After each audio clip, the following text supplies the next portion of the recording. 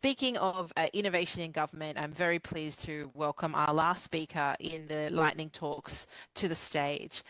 Zarah Bruhn, great to have you here. Thank you for joining us.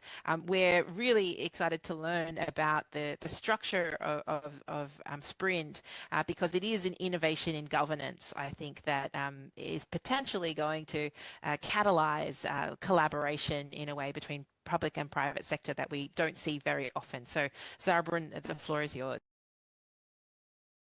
Hello, I'm really happy to be here. Thank you so much for inviting me. So my name is Zarah. I'm basically a social entrepreneur, founded an enterprise that integrates refugees in the labor market 10 years ago.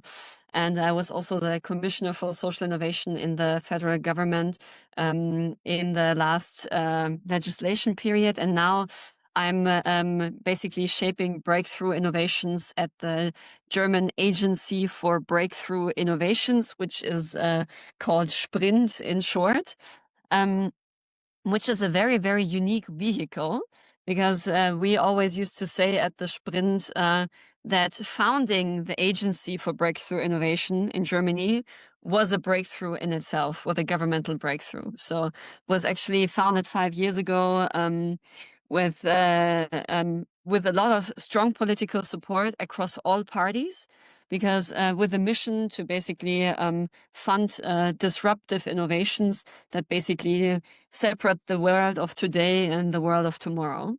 And we have a lot of freedom. We even have an own law that basically frees us from a lot of bureaucratic ties, that makes us able to invest more freely in the best innovations out there, that somewhat basically tries to cover the valley of death, especially for a lot of tech investments. And we are investing along all, let's say, the SDGs. We are only investing in breakthrough innovations that basically shape a better world, let's say, but that ranges from fusion energy to Alzheimer disease, finding a cure for Alzheimer diseases, up to how to recycle nuclear waste fully, so that we're basically going into a circular economy there. But so the field is extremely broad.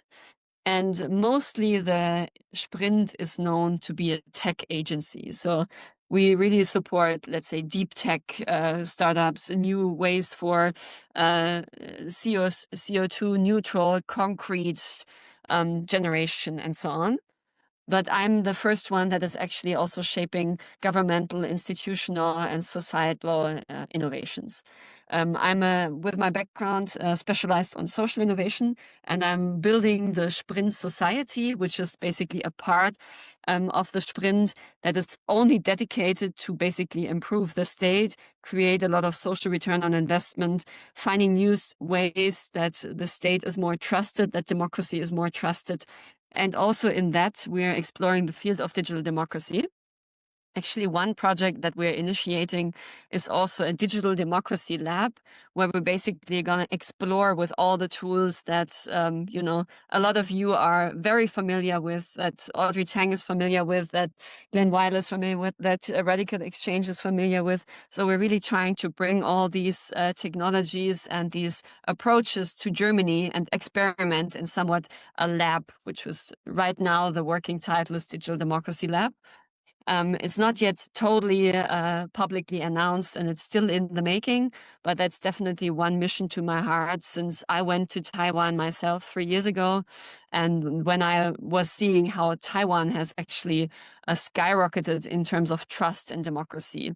I just recently read an article about Audrey Tang saying basically that the trust into the state and democracy was somewhat one digit. I think it was 7 or 9%. And in the end, I think it's more than 70% right now, and which is like crazy. And especially in Germany and Europe, we really need to come up with disruptive ideas how to basically make the citizen trust into the state again, trust in democracy again, having the feeling to participate. And I'm a strong fan and a strong follower of this community since I went to Taiwan myself and saw how radically Taiwan has changed through these approaches.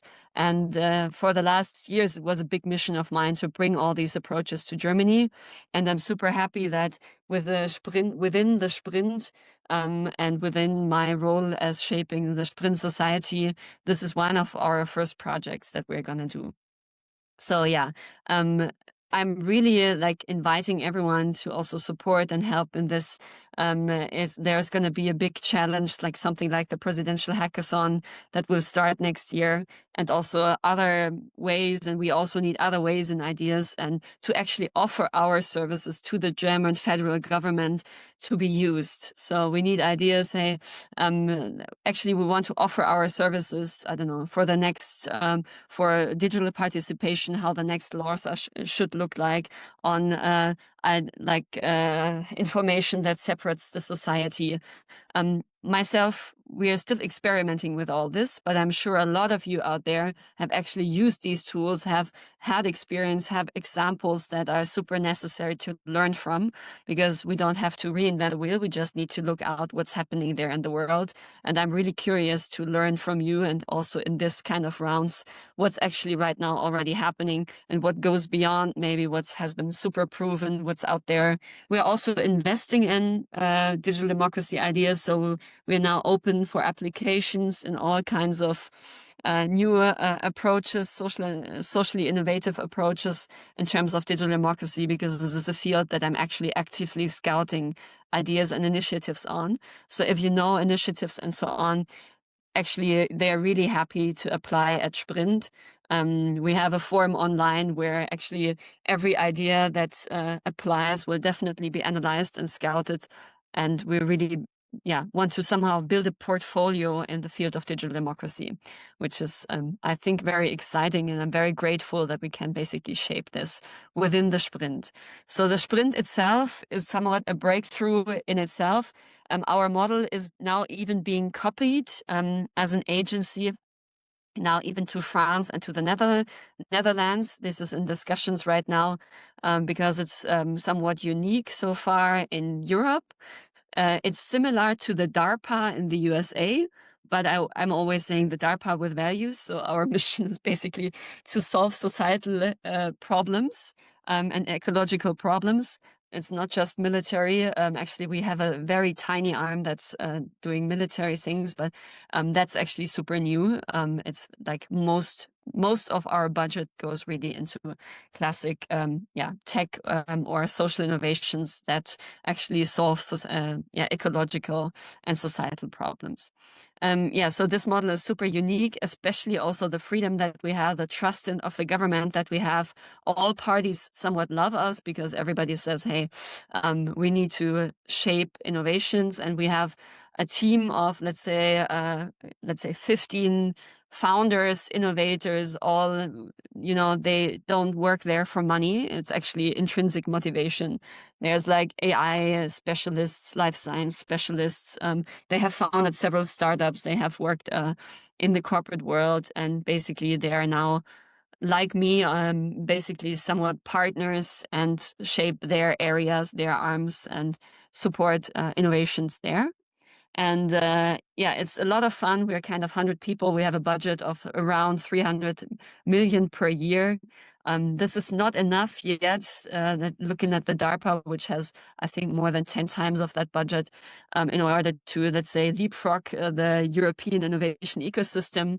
But on the other hand, it's a great start. And we have gained a lot of trust the last couple of years. So it feels really right now that we're on the beginning of, let's say, the next level of the SPRIN-D, because the last 5 years was more about gaining trust. And now the next 5 years is really about, let's say, making a big difference in the large scale. Yeah, thank you so much.